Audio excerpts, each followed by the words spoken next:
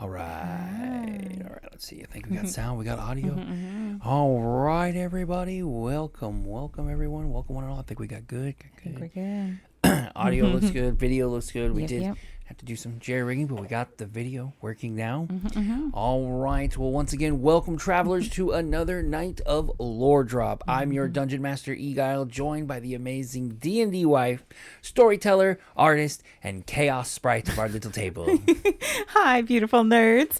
Tonight we're continuing our character creation deep dive. Last week was alignment, and this time we're talking about the why and the who. Motivations and bonds. What drives your character forward, and who or what keeps them grounded? Motives give your character, direction. Bonds give them a heart. If you want richer stories, deeper roleplay, and a world that actually connects with your heroes, this is definitely the episode for you. And to stick around, tonight we're also doing our streamer hero build, creating a character live based on our buddy Black Powder with your help. So let's get into it. And welcome to Lore Lore Drop. I always miss it. You always miss it. It's so funny. I'm horrible because I'm waiting for you to take this. I even try to set you up. So I'll be like, hey, and ha! We'll get it. All right. Welcome, everyone, to another episode of Lore Drop, where we talk about all things Dungeons and Dragons. We have so far been talking mostly about character creation in the last few weeks that we have been having this thing. Stay up here. But we are here to just kind of talk about things Dragon Ball. Oh, Jesus Christ. It's going to be one of those shifts, or one of those episodes, I think. It's a Thursday, guys. Oh, I know. I need to drink more coffee. But yeah, so we're here. We talk about Dungeons and Dragons, tabletop games, role play, and everything in between. Oh, yeah. And if you've been with us for a while now, we've pretty much talked everything about our homebrew world. And now we're just really focusing on character creations, as we know that a lot of people struggle when it comes to Dungeons and Dragons with making characters. I know it's such a big, important part, especially if you're a player, right? It's really the most important part of your experience at the table besides the actual gameplay. So it could be super intimidating to get it right, Yeah, and I mean, it's just one of those things where we got to work on, but we're doing it all together. As always, thank you guys all for joining us. Everyone out there who subscribes, who follows, each one of you is awesome. I'm almost to 100, which is super awesome. We really never thought we'd get quite the following on Twitch like we have so far. So it has been amazing. So thank you guys. If you're just joining us, so the previous episode that we were talking all about alignment. And that alignment's more than just a really simple way to explain whether you're the good guy or the bad guy. Yeah. I really like that, it's more of like, especially I think DMs missing the opportunity to really put like those ethical checks on their players and actually change it. Like the biggest thing I always pointed out from that episode was that alignment isn't set in stone. Oh, yeah, right. It's always fluid. Just like in our world, right? You can feel really good about yourself one day and be the nicest person on the planet. And the next day you're having a horrible day and you're just short with everybody, right? Anybody who meets you on that second day is going to think you're an utter B. But the first day they're going to be like, she's the nicest person ever. I gotcha. That's good. I love that. Yeah. So tonight's theme, though, as we continue on this theme of creation, is we're looking at the motivations and bonds that make your character. Now, D&D, if you're playing this particular system, does give kind of simple ones. Yeah. But they can be much more in depth than just kind of using the bare bones that Dungeons and Dragons give you. So we're really going to be looking into that, and also, which we're going to be doing, which you were talking about. I'm so excited to build Black Powder as a D&D character. Now we're going to be making Black Powder as a person, as his stream persona. If he was a fantasy hero. If he was a fantasy character, yeah. What classes would he take? What armor would he don? Things like that. We're gonna do that live with everyone in chat. So stick around to the end, because it's going to be a lot of decisions based on you guys. And if you're not here, then we'll make the decision. So contribute. That won't be as fun. But kind of the general theme for right now in chat, guys, is tell us what motivates your characters. Like, do you have a unique situation or a motivation that isn't just I hate everything or I'm the good guy? Yeah. What exactly what have you used exactly to motivate your characters on your tables? Sometimes it's really simple, right? The loss of loved ones is a really big one, and that can go both ways. The loss of a loved one can make a hero or make a villain. You just never know. So it just depends on how you twist things, I think. Right. And so I think the first thing to do is to really kind of, like you said, is look at the motivations. What, it's a funny thing in the acting community because it's always asked like that joke, like, what's my motivation? Yeah. Why do I want to do this? It's like, why would I steal this bread? It's like, what's your motivation? You're hungry. It's like, well, what's more to that? It's like, you're hungry. Like that's all you need. Like, and so really, motivation is just, as simply put, it's just a reason a character acts, changes, or risks, right? Like, I think that's the easiest way to break down motivation. I think that's a good way to put it. Those are like the major things that happen when assessing. Yeah, right. And so it's like, okay, and right, and it's very multifaceted, and I think there's a lot of ways that it gets kind of blown out of proportion. I think this is the biggest example of where this is what my character would do complex kicks in. Yeah. Because the lack of understanding of what exactly true motivations are, right? And it's twofold too. Like there's more to it. It is also an external and an internal issue, right? So there are motivations that the character internally might have as well as the external. Easiest example is always like the paladin, right? Yeah. So like the paladin is always kind of like in this division of lawful good. Well, guy. now what if the paladin themselves is neutral good?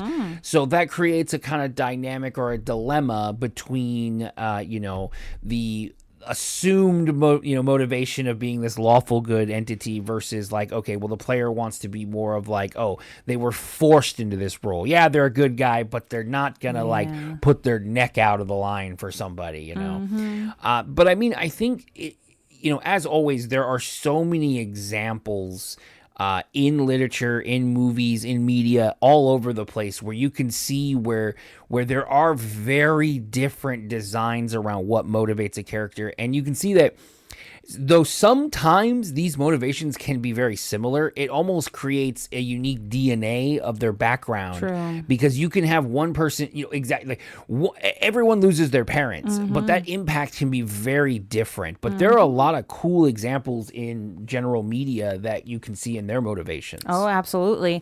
There's Frodo, Lord of the Rings, a quintessential main character, but they're driven specifically by the promise they made Gandalf, by the duty and the burden of the ring too, right? Like it's the most dangerous thing in all of the world, and it has to be destroyed in this one place. Because I mean, look at that. I mean, like at the end of the day, there was never a reason for him to do anything, right? Like he didn't have to do anything. Like it could have been like if that was a D&D player, in some instances, they would be like, well, no, I'm going to live in the Shire. I don't want my character to risk themselves. Like that means they could be hurt for, oh my gosh, they could get a boo-boo. But it was more of, like you said, it was the duty. It was the honor that they had, because that for Frodo meant more than anything else. Yeah. And also, a little bit of that drive he had is that touch of like the need for adventure that his grandfather had, Yeah. Bilbo passed that on. And so those are the motivations you think about it. It was because he looked up to his grandfather. He grew up with these stories, right, of adventure. Yeah. So that's what was driving him forward too. Like, and then, in the case of Dungeons and Dragons, things like Vex and Vexalia, right? So like their big motivation was driven by family, but it was kind of multifaceted, Not right? all family. No, and it wasn't. And it was also some of their weakness or their issues was also family related. So their motivation, family, was also one of their weakest parts of themselves, because they either got lost in the hatred of family or lost in being overprotective. But you could see in the character's development the motivation of that is multifaceted. It's not just, I'm playing a character that has a twin, so obviously we're Wonder Twin powers. We're going to do everything, and nothing will change if I feed, no matter what my parents do, no matter what my twin does, we're going to be together. No, Forever. It's the motivation's there, but it doesn't define the character specifically, right? Yeah. And I think another one, which is one of your favorites. Yes, I love the way that the character for Geralt is built. She talks about it all the time. it's this really interesting mix of the Witcher code, which he follows obviously because he was brought up in it, and those moments where he's plagued with choice. Whether to kill a Striga or not, whether to he has to make these decisions about whether a monster is evil enough to take out or if they're worth saving. And that's such a huge burden that he has to carry, but he does it because he's driven by the code that he's been brought up in. So it's a little different than duty. This is more of like something that he learned as a child that was drilled into him, separate than duty, which is something that is like handed off to you as a responsibility. This is more of like, this is what we do. Gotcha. So this is what you do now. Yeah, right. And so it just shows like that, and that's something that you can instill on a character, and it's then you can be like this staunch kind of idea, right? Like, so it's like, okay, well, my character's motivated by this very specific code, right? Like, I do it this way. Now, obviously, I can have some gray, but my character can be stubborn. But it's because he's stubborn on a very specific way. Yeah. It's not stubborn for the sake of being stubborn. And we see that with Geralt, right? There are times where he goes against his code if he doesn't agree with it, if it will result in something more horrible than what's happening now. Like he won't do it. Yeah. Right. And like, even like for our own table, we've seen it across multiple ways that the motivation evolves, or by the way that the player has set themselves up, it kind of changes things, right? So I think a biggest example I have on my own personal table with Extraeus would probably be the character Varanus. Oh, yeah. And Captain V, as he's called. And so for him, or Varanus, he's probably going to get mad at me for saying it like that because it's like the joke. But I think because the character and the player behind them built so much into kind of the motivation behind and this kind of code, kind of making sure they connected it together, but it kind of bound up the character in the beginning a little bit. And it was because without really expressing what your character's motivation is, or having kind of a way of your character either subconsciously giving it out, but if your character kind of has their motivation be kind of this enigma for so long, there's no way for it to project itself out, right? So in the early part of the game, most of the other players didn't know who he was, because the player was very much trying to be reserved, trying to hide this fact.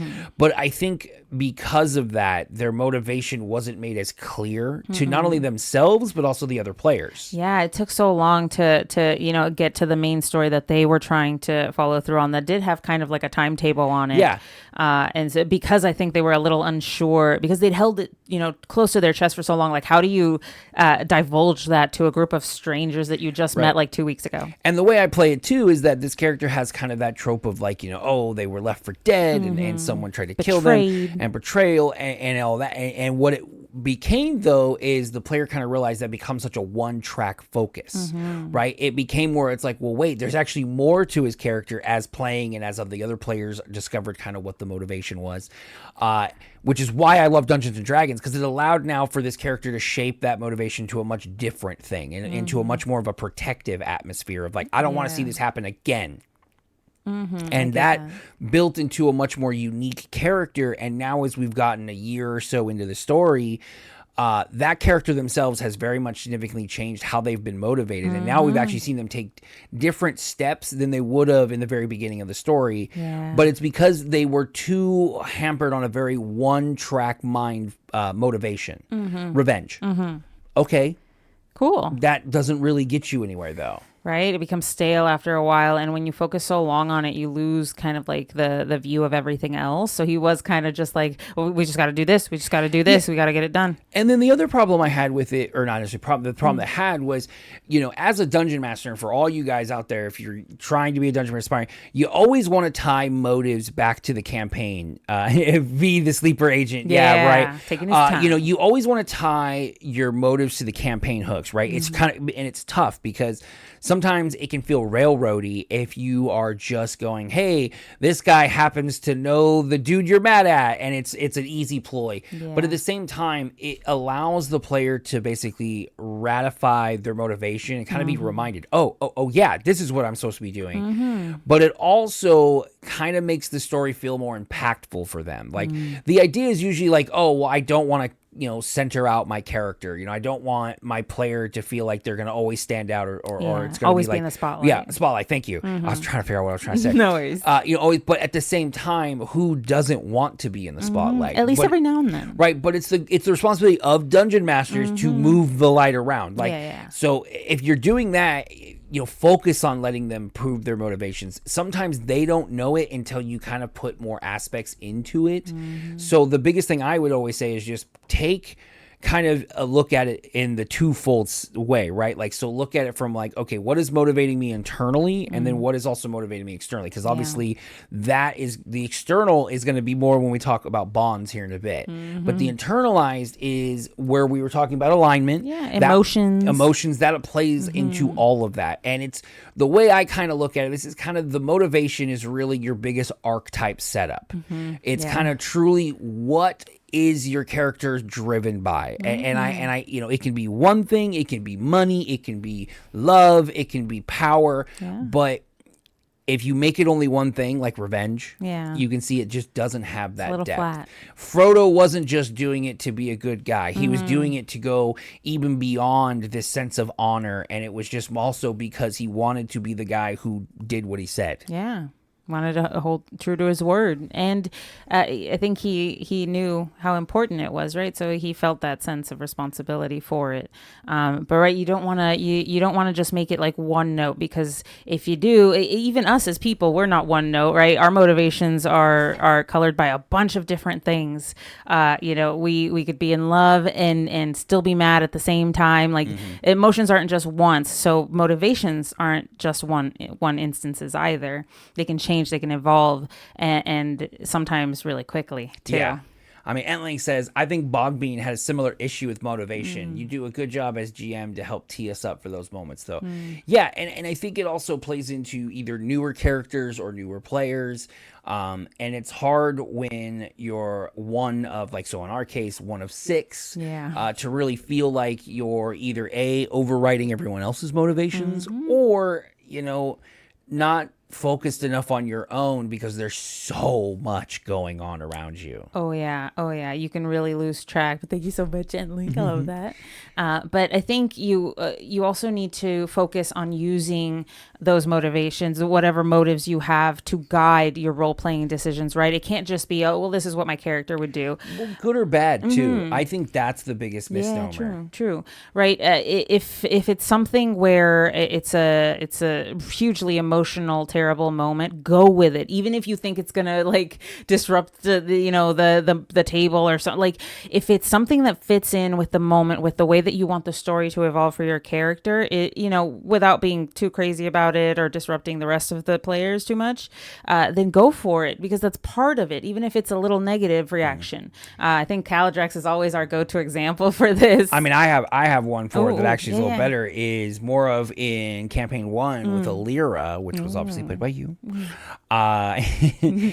where you had tried to prove the kind of lethality of the Curse of Ash. That's true. And had just like popped the cork, touched it, and then died. Yep. So, I mean, it's one of those where it was like, most players would do the whole gambit of like, okay, well, I'll find a way. I'm gonna do all this machination. It was more of in the moment, knowing that the character was this kind of also cocky person that thought they were right, and when it proved wrong, was obviously hilarious. But it did show that it was the motive. The motive was you were trying to save people, and you also in the back of your head knew, okay, we have some high level spellcasters. Hopefully, they can bring me back, but I got to show these people, and this might be the only way to do it. And whereas other players might have found other ways to be safe or hurt someone else, you chose to take the route that could potentially end your character, which kind of did. I think I actually proved myself right in that instance, because I was contending that the vials were lethal, and they were trying to say that it wasn't. So I was like, all right, well then I should be able to touch it, right? And I instantly died. Yeah, but I proved my point, and that's what matters. And I think you can do lurking wall at ballet. Lobby's loud right now, so no sound. Should be quiet down shortly. No worries, Grill. Thank you for joining us on our lore drop. All right. Oh, I gotta bring those up front. Oh yeah. I gotta fix that here. The lurkings. It looks like our updates are somewhat behind. There we go. Channel points rewards up higher. There we go. But yeah, I think you can go from as simple as, king and country and all of that, and you can go even like crazy motivations. True. One that I always love to talk about also is drip drop, right? Oh, I love drip drop. This is and so and I just made it with a one-track motivation of this guy just wants to experiment and just built everything off of that one facet with one also being that he was just dumb. Yeah. So the idea with that spawned so much of the character because that's all I motivate. It's just this guy wants to do nothing more than discover everything that can mix together and what the combinations would be. Oh, yeah. That's it. Doesn't care how he gets to it. Doesn't matter how he comes around about it. It just was his motivation. He wasn't good, evil, neutral. He's just crazy. Like it's just crazy. And I don't know if chaotic crazy is a thing, but it's kind of the way to look at it. All right. But I have a good one too. Oh yeah. So I just think that like that's such a good way to just kind of start with like an obsession as a motivation rather than it just being like emotional, right? Yeah. Like emotions are so easy because obviously we tie to them, but to do a motivation that is inherently negative is going to make your character feel so much more in depth than I think just doing a simple things of like revenge or glory or power. Well, so what was yours, Anne? I think my absolute favorite example of this is actually Baruch and Sukra. It was one of our side stories. Check out DnDWifestories.com. You can read about it. Yeah, Nightmare of the Lost. But it was one of the only characters that Eguile's ever played, and our motivation was that our daughter had been lost somewhere, and we were trying to find her, and she was in the clutches of a necromancer. And at the end, towards the end, we were all about to get wiped out, and Baruch decided to sacrifice the remaining amount of life that he had and give it to Sukra so she could heal everybody. And I think that act, right, was so destructive for Baruch. The motivation was to get his child back. Didn't matter how. I mean, he ended his own life, to save his daughter in a way. But that motivation right there is what allowed everybody else to live. It's what pushed everything forward to victory. And it was technically a tragedy. Like, Baruch died. I mean, he was already dead, so it didn't really matter. We could have gotten him back. I still contend. But it really is. So like, I mean, you guys out there in the chat, what has been the craziest motivation you've ever put onto a character? Like, are they just like, a poo from Aladdin where it's any jewel, doesn't matter, they got to steal it. It's so pretty. It just doesn't matter. Like they got to be it. Or, they just aspire to, have their own undead, pet care face. I don't know. Who knows? It's just nice. Right. Let us know in the chat, guys. Let us know. But yeah. But we know, why they act, but who do they act for? What is this all for? Right. So I feel like this, to me, is one of the more important things of the TTRPG cycle. And I think a lot of people misunderstand and go the whole route of like, I have no bonds. I am alone. Yeah. I'm Batman. It doesn't. And I think that's where it really comes down to the misunderstandings. Yeah. Now, the way I do bonds is it's just the emotional tie that creates the stakes, right? So it's something that you have, need, want, and something that could hurt you if you don't have it. Yeah.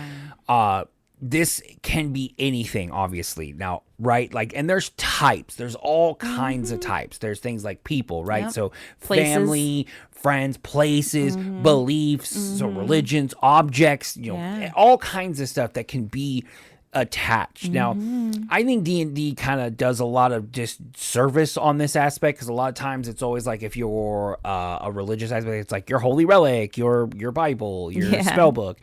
Cool.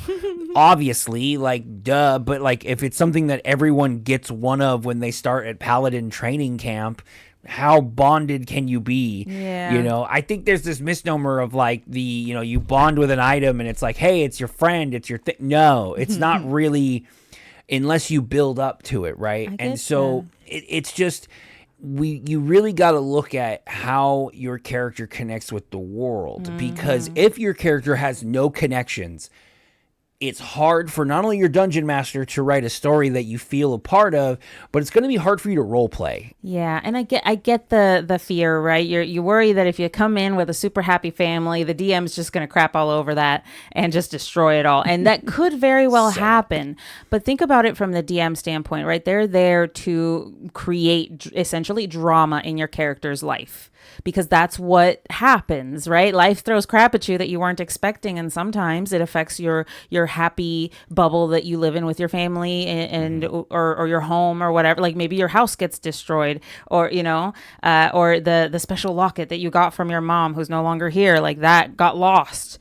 All these things they have reasons for occurring, right? They create these motivations for people, and that's why they're so important. They're not just things to have in your inventory just because D&D allows you to have things in your inventory to start. Yeah, and I mean, and like a lot of times they can be used as an item. When you do an item, it's a very simple thing, but it becomes a lot of times where it just becomes obsession, right? Yeah. I think what ends up happening a lot of times if you do an item, obviously that's going to be the focus of your story, right? So a lot of times it's like, oh, this signet ring, and I've done this in my story, right? I gave someone a signet ring, right? The problem is like with items like that, they don't talk, they don't develop, they don't really do anything. So as you as a player, it's really up to you to create that bond and continue it. Yeah, unless you're one of those crazy DMs that is providing the physical object to the player. Even then, true. But I mean, I could give you everything and you could still not really connect with it, because it's your responsibility as the player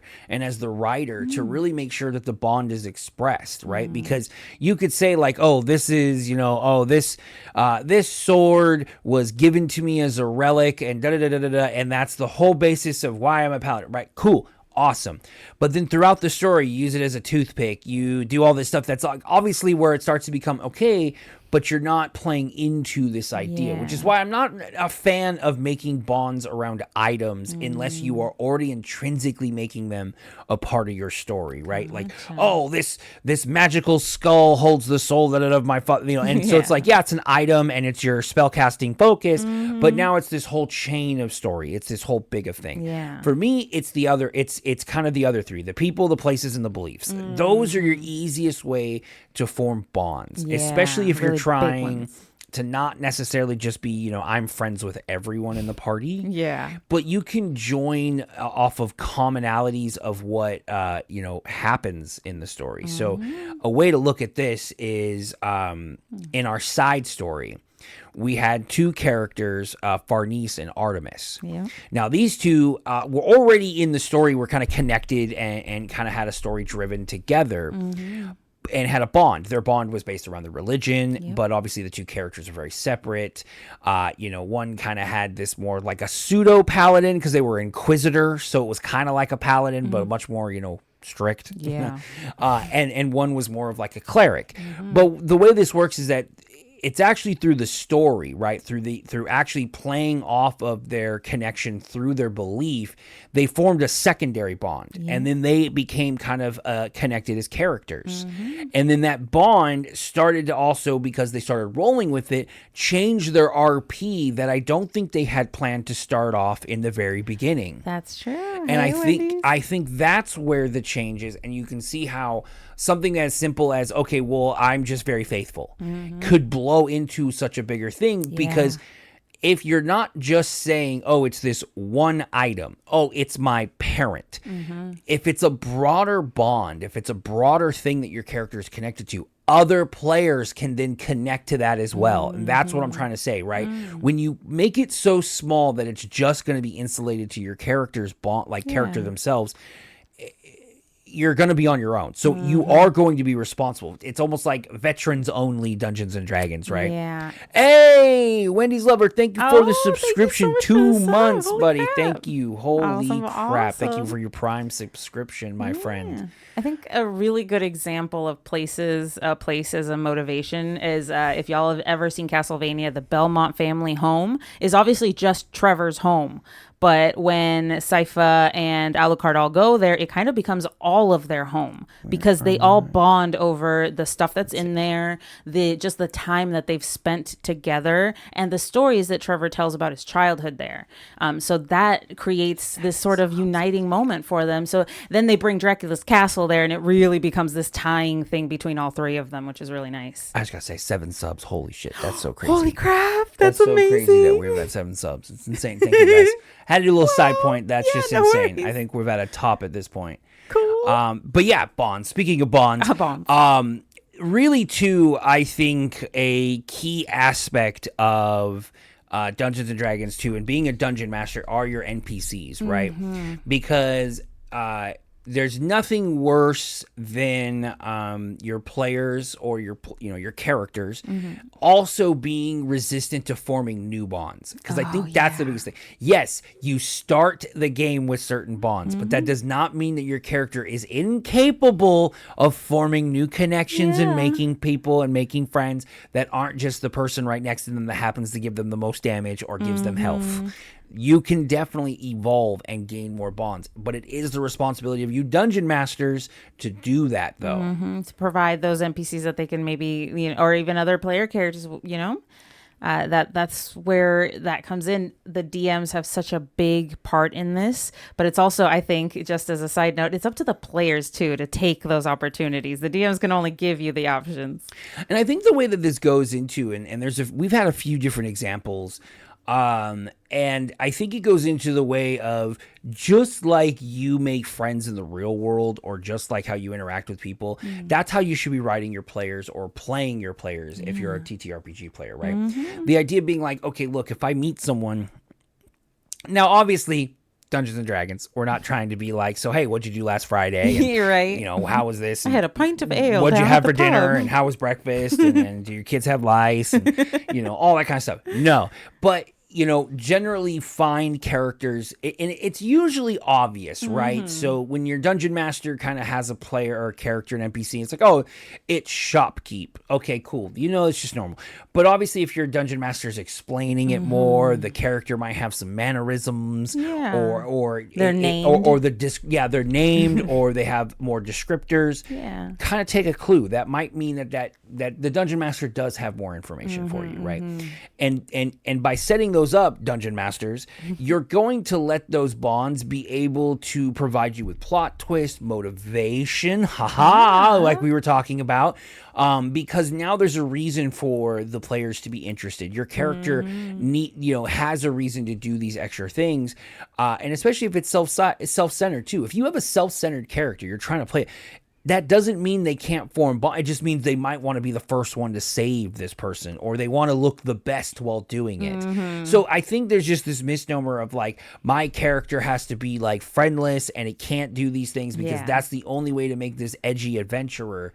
But it's really the misstart, because I think the more edgy you are, the more bonds you have to every other thing you have, because you have more to the belief, because you believe you have to be this edgelord, and you have more ties to all your items because everything is thoughtful and has to be perfect, right? I just think it's really fucking funny the way some people will set stuff up that way. And another thing I'd like to add is let bonds conflict with motives, right? We've all been in that scenario, right? We have two friends and they start fighting. Right. Who do you choose? Who are you supposed to choose in that scenario? Those are the kinds of clashes that you want to see for that story depth, I think. Sorry. I didn't want to interrupt you, so I was being polite.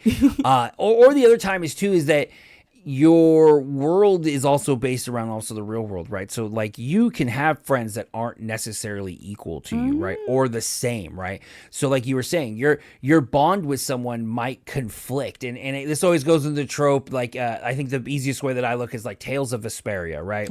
So where Lloyd and Flynn, and it's basically one is more of like, let's follow the rules verbatim, and one's like, let's go more underground, vigilante style. And it never changes their friendship throughout the entirety of the story. They're treat each other like friends. They never really go all out on each other. It's always based around, because the understanding is that just because they don't think alike doesn't mean the bond has to be broken. Though it brings them into conflict, it never changes the bond. The bond stays the same. Yeah, they fight constantly. But the motivation to support the bond starts to get a little tricky, and that's Dungeons and Dragons. You have to find ways to keep that, if you really want to keep that connection alive, right? There's going to be all sorts of obstacles that come in the way of friendships, of romantic interests, of familial bonds, but it's up to us and the other characters as well to kind of bridge that gap. Yeah, and I think that's like the biggest thing. So like for you guys, have any of you guys ever had a character that was fighting for like something super unique, right? Like something that you were way proud, you're like, all right, this character was able to do the craziest shit because of who it was connected to. Yeah, who or what. Right. They fought for. We've had some wannabe princes, we've had some pseudo gods. Yeah. Our table has seen an eclectic mix of individuals with different bonds and connections. Oh, yeah. And I think we've also seen, strange scenarios where bonds are ignored, and then it becomes very confusing. And that's the thing to remember too. Just like your friendships, they do stick with you even when you break or you go away, but they're always still there. And remember that too, because when your character starts to kind of ignore those things, the story starts to get a little inconsistent, right? So if it's like, if you have this character that's like, oh, they went through all this work to save their love interest, they did all this, and then their next thing is like they hop on a plane and they're out to the next universe. Yeah. Huh? So make sure you hold your bonds. And if it is something where you're like, hey, you know what? I want to change. That's the thing about the world. D&D's great. You can change. Yeah. You can change, guys. You'd be like, you know what? I am just not feeling this right now. We all have that moment when we wake up one day in our lives and we're like, you know what? I want to chop all my hair off. I want to buy new clothes, take on a new style. And guess what? I'm just a new person today. But you need to talk to your dungeon masters, right? If you work with your dungeon master, you can have things like, so maybe there will be a falling out, bonds be broken. But it's only when you work with your dungeon master and work also with your character, really, and understand that it's okay to evolve. But you also want to make sure to understand that when you make your character at level 1, these are like the principal etched things in your character. Don't let these changes just happen for nothing. Make sure that there's some sort of dynamic, impactful event. Sure, your character can suddenly become a warlock because they happen to reach a level up in the story.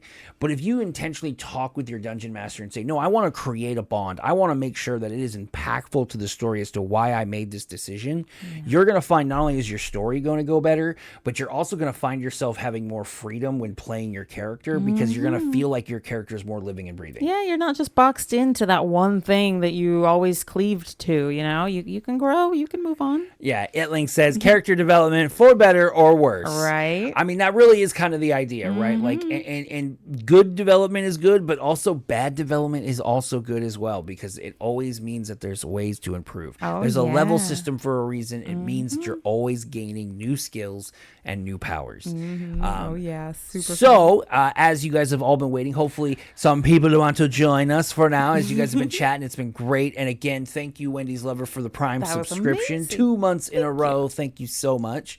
But now let's put all of this and we're going to try out our new segment that we're going to be doing for Lore Drop for the next couple of weeks, guys. Oh, let's put it to the test. And so what we have going on is, so what we're going to be doing is we are going to be making a D&D inspired character from the streamer known as Black Powder. If any of you guys have met this individual, he is just a great guy. He rated me and was what started my whole kind of streaming career, essentially, through him kind of connecting with us and through Project Zomboid and all that good stuff. So we have had a blast connecting with alls and kind of getting introduced to this community. So we figured, since he was the one who kind of started it all, we had to start with him. So essentially what we're going to do, guys, is we're just going to go through the basic levels of Dungeons and Dragons character building. We're going to go through on dndbeyond.com, and we're going to go over, and we're going to kind of go over the different species, the different classes. We'll look at some backgrounds and some motivations, and we're going to pick the ones we feel work best for Mr. Powder. And we think that's going to be pretty hilarious. And we're going to go through now. If any of you guys really want something, you're going to speak up in chat. Let us know. Let us know, and we can if it becomes something where it becomes contentious, we'll put it to a vote, and the chat will make the final decision. So definitely let us know. Now we have a few rules. So for anybody who plays Dungeons and Dragons, we're going to think of multi-classing allowed, but only with 2 max. Just 2. That way we don't have some crazy thing, because we're not building to be the best. We're not min-maxing. Remember, this is all about motivations and bonds. We are building in order to make a character that best represents this person. All right, so let me see. We're trying also something new here, so bear with us too. All right, so look at that. Oh, now we're looking at our stream. Please ignore that. All right. So let me go back here. Okay. All right. So for this, we don't really need that there, so we can go here so you can see a little bit better D&D. But you kind of know what these are. Oh, and yeah. You can see over my shoulder.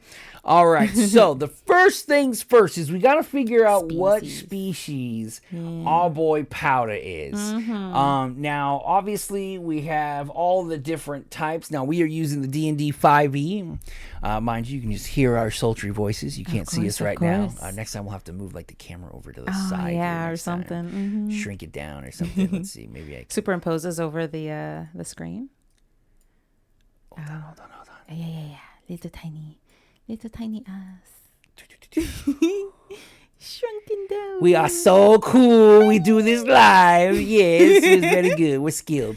We're so skilled. Look at that. Skilled. Look at that. Now we can do the both. Okay. Ha. Look at us. We're so tiny. He's so tiny. All right. So, I don't know. So the first things first. I will say, Powder strikes me human through and through. But I feel like that's some basic bitch shit. I don't think so. Human gets so much. Don't they get that like +2? It's not about the stats. That's what I'm saying. You're saying the stats, though. But I said he gives to me human, and you said that's too basic. Well, I'm just saying. I don't know. I think human when I think of Powder. I don't know. Does anything else fit for you? I mean, a couple different ones kind of fit for me, because obviously we do have. Oh, he could be a satyr. I mean, I don't know. What do we feel? I mean, I know some of you guys in the chat have met Powder, have seen Powder. He could be a fairy. The ones they're tricksters. They're funny.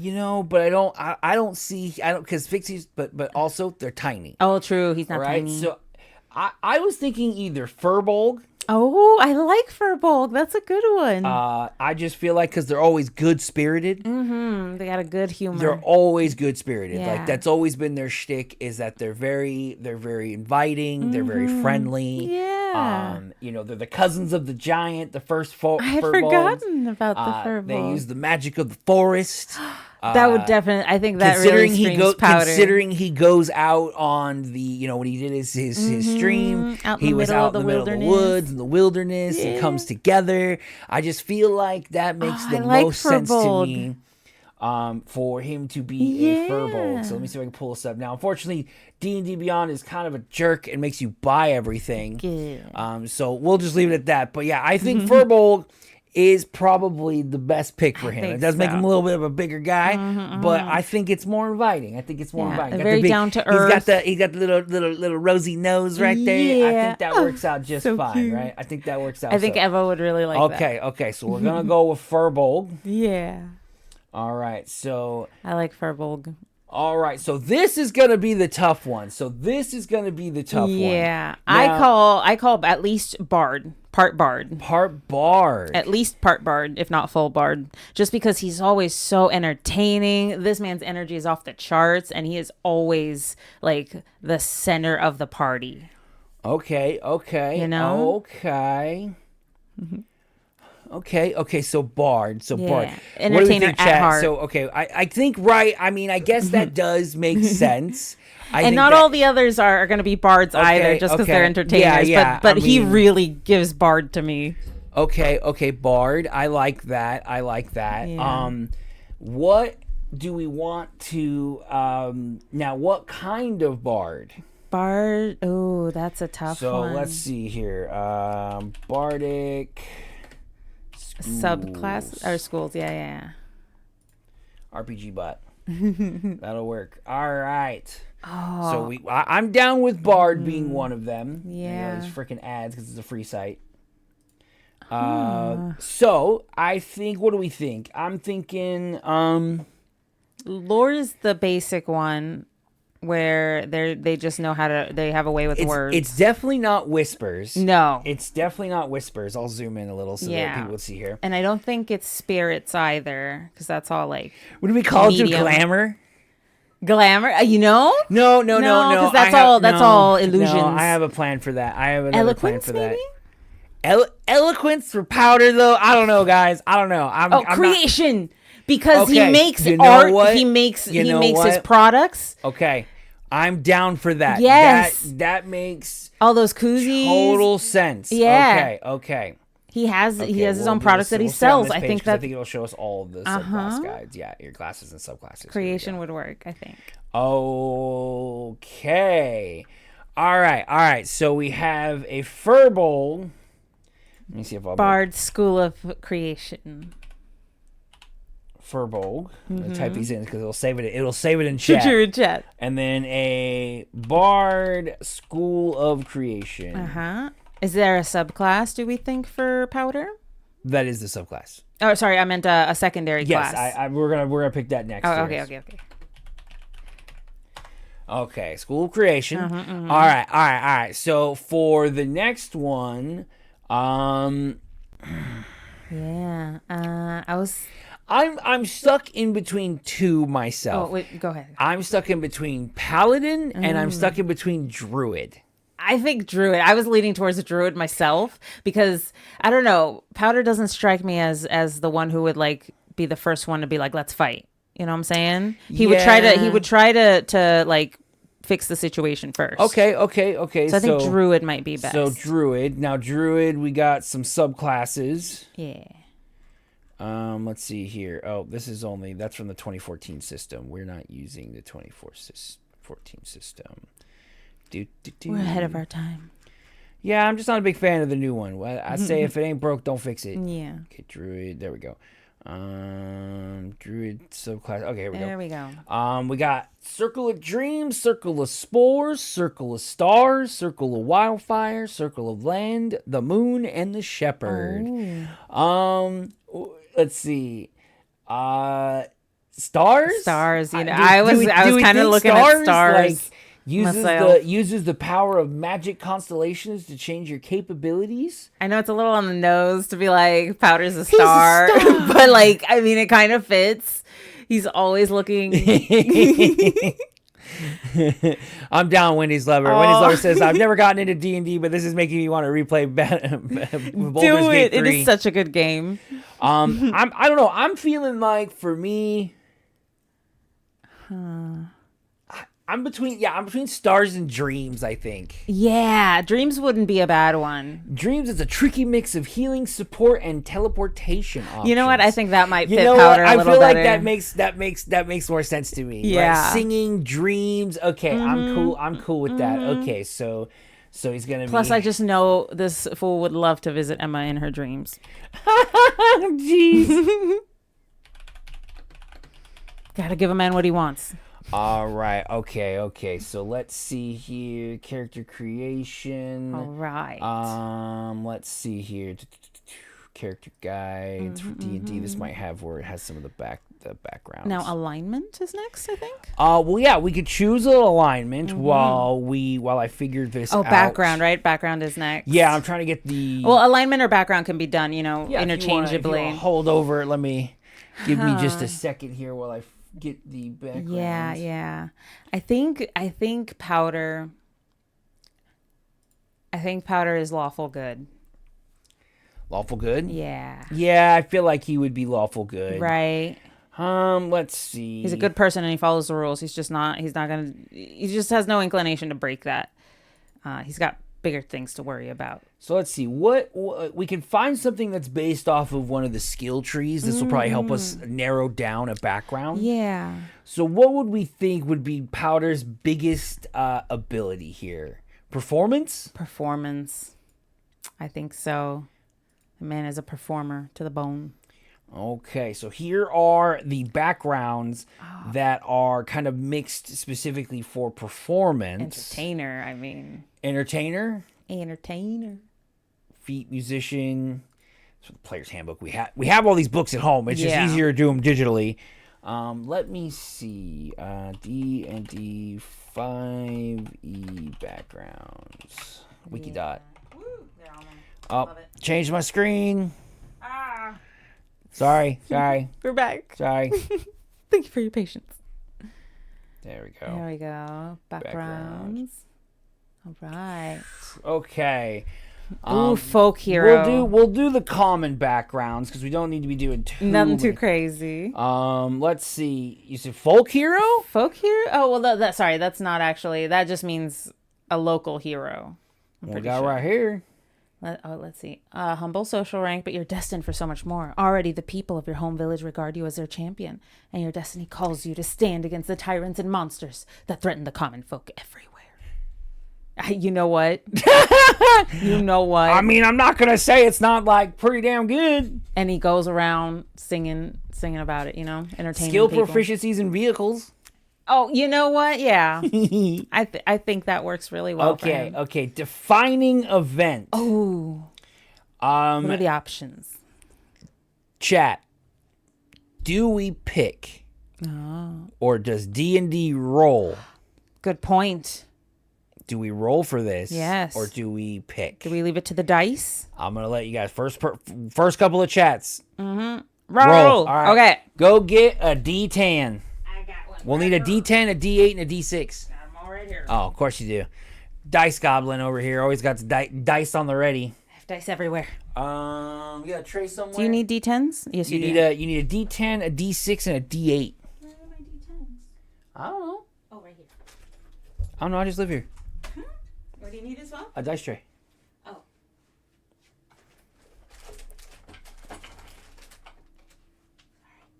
Ooh, wrong way.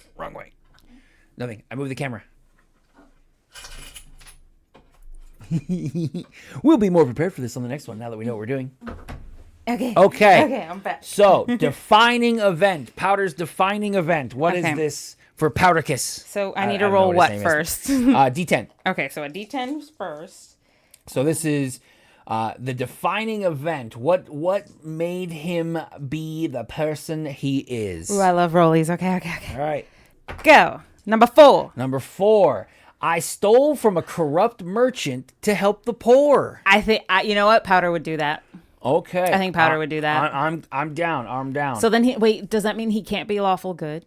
No. Because he stole? That doesn't mean you can't be lawful good. I mean, if it's from a corrupt person and you're giving back. You're right. It didn't say it stole from a humble shopkeeper and kick his teeth in. No, it says you stole from a corrupt merchant and helped the poor. It didn't even say you helped yourself. True. You didn't keep the money. I was kind of thinking the same thing, Wendy's. It's basically Robin Hood. Yeah, a little bit. Okay. All right. So now we got personality trait. So it's a D8. Okay. And let's see what we get on this one for Powder. All right. Rolling. 2. If someone is in trouble, I will always be ready to lend help. That sounds about right. Damn, that is. Are we rolling or are we just picking Powder at this point? The dice are magic. They guide us. All right, we're doing ideals now. D6? Now ideals does change. Now, do we want to do ideals? Because ideals do change their alignment. Oh.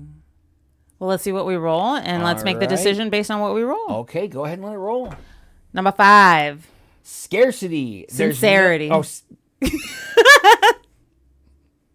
It's all good, guys. We're good on that one. Clip that. Yeah. That was good. That was awesome. Okay. Sincerity.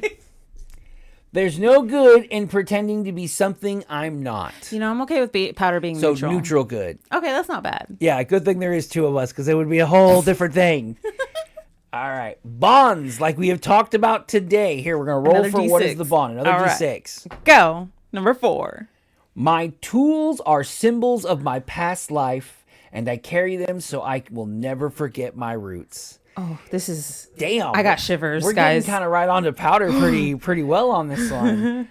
All right. Last one? But now it's his flaw. Ooh, what's Powder's flaw? What is Powder's Are we going to fatal inadvertently reveal what Powder's real life flaw is. Right, he's like, dude, what the hell, guys? 6. Number 6. Oh, I have trouble trusting my allies. So that's going to be the toughest one, I think, in the grand scheme of these. Yeah. For Powder being how friendly he is, but that does make sense. I think that does give this character hella depth in the long. The friendliness is like maybe a defense mechanism, right?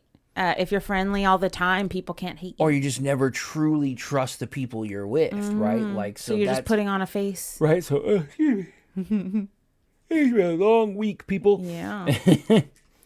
All right. So we did Background? Lineage.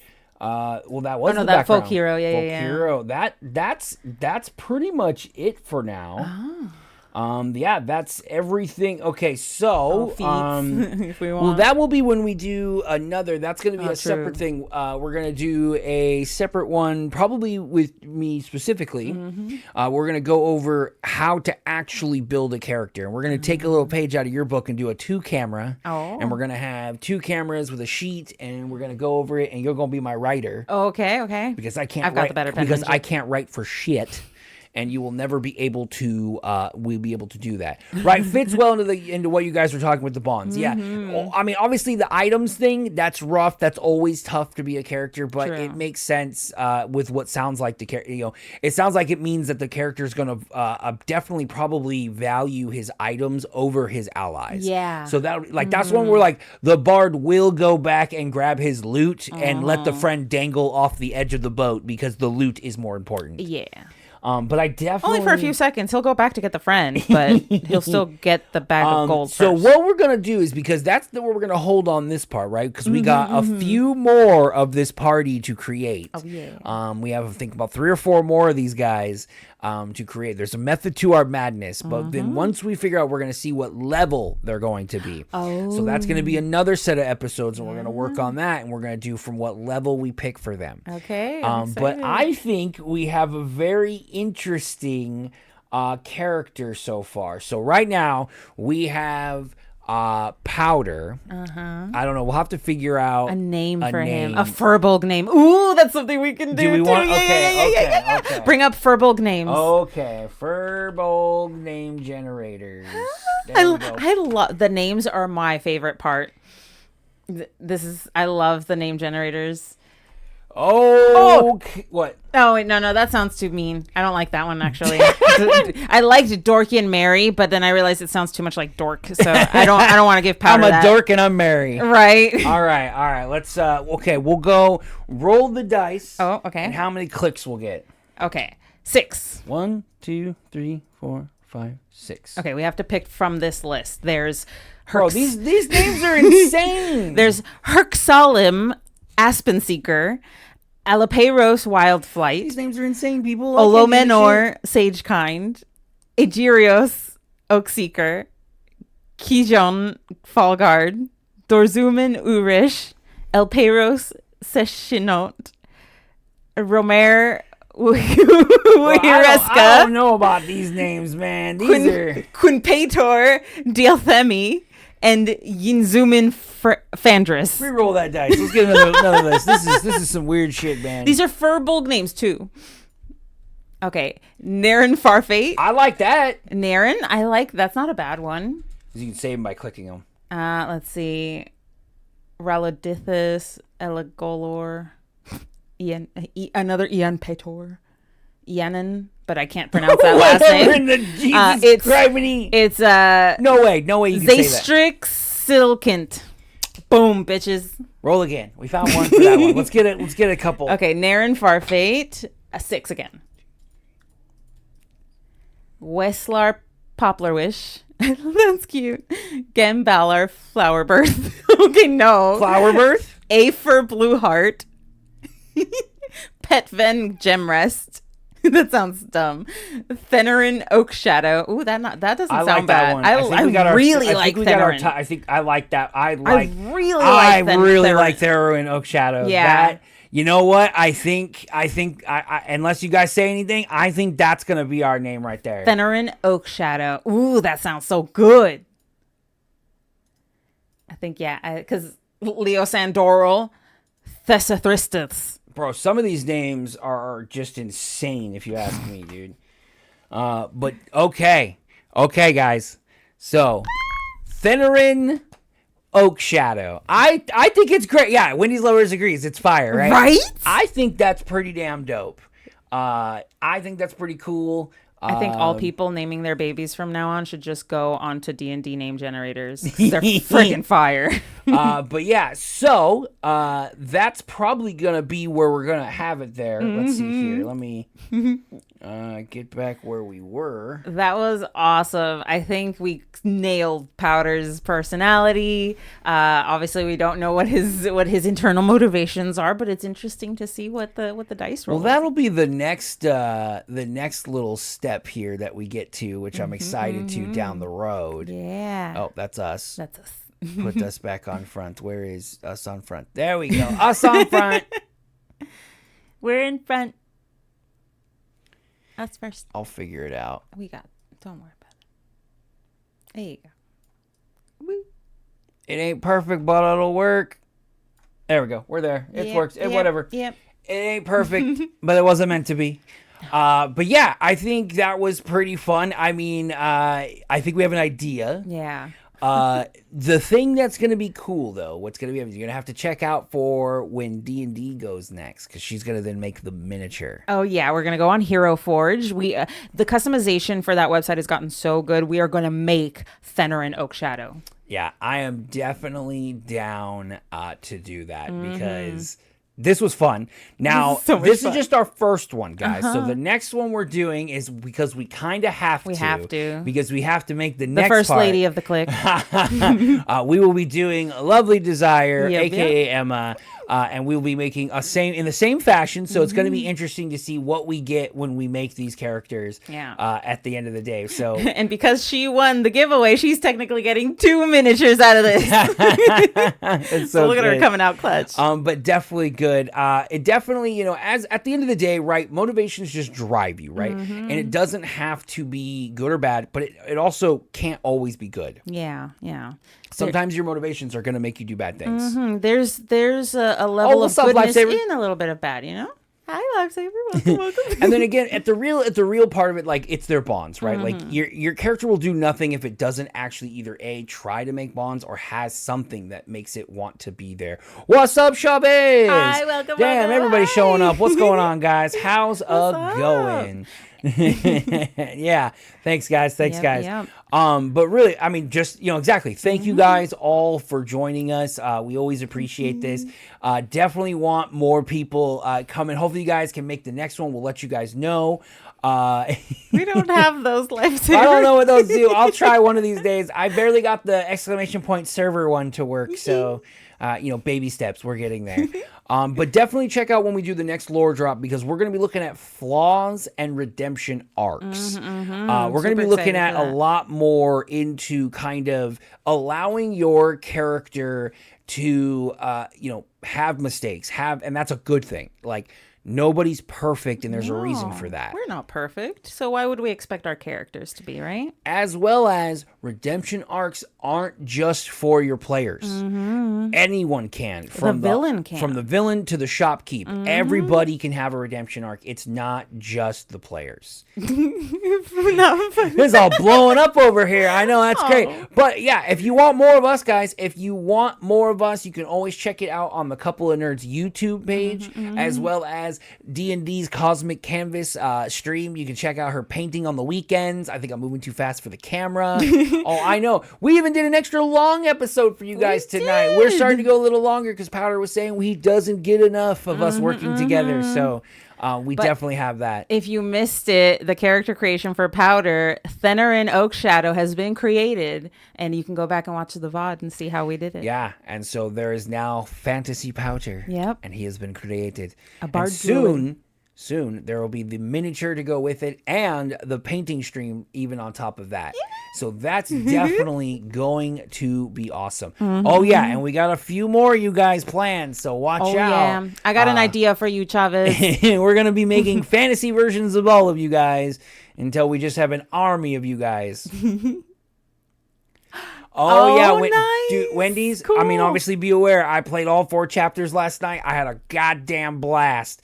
But obviously, spoilies. Be careful. I had fun. She stopped watching because she didn't want to be spoiled. I don't want spoilers because I'm gonna play it on Friday, so I want to check it out. I had such a damn blast playing that game. Thank you so much for the recommendation, Wendy's Lover.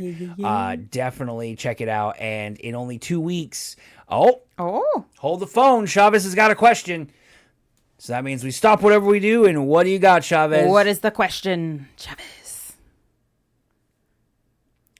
What do you all recommend for small streamers? We are small streamers. Yeah. That's one of us. We love it. Be true to yourself. Really have fun. Yeah. Have fun. And I think the biggest thing is consistency. I struggle with it sometimes. It's tough. And there's sometimes when I've been like, oh, I don't want to stream. I'm tired and I'm a little bit of a bum mood. I don't want to show it. But I found that when I do stream, it changes my mood. I'm actually happier. I'm having fun. I'm hanging out. And I'm not necessarily just kind of, wallowing in my anger or sadness. Yeah. And I know a lot of people say, just be yourself on stream and everybody will love you. And that doesn't always translate to the real world. But what I would say is be comfortable, right? Don't let what other people think you should be doing or streaming or whatever or playing affect the way that you feel your own stream should be run. If you're running it because it's what you love and what you love doing, then that's what's going to get you the viewers. That's what's going to get you bigger because people will hear that and see that authenticity. You also got to find a partner that will stream with you forever. That too.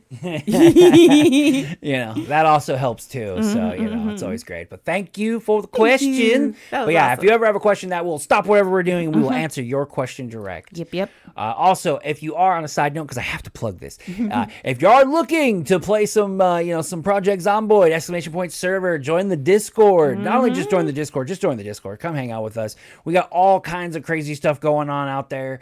Videos, clips, everything in between. And you can also join our server. Come play with us in the Project Zomboid server. We have almost 25 registered members. It's insane. Crazy. Insane for us. We thought we'd have 2. Her and I. That was it. Maybe 3. And check out the events. We got events coming out. Lightsaber, we have some plans for you. We're going to be sending you some audio logs that you've requested. We're working on those on the side. We'll probably get to those later in the weekend because I'm off this weekend-ish. So we'll definitely be knocking them out. But yeah, guys, thanks so much. All right, and that wraps up tonight's episode of Lore Drop. Thank you all for sharing your stories, your character ideas. We loved seeing your worlds come to life.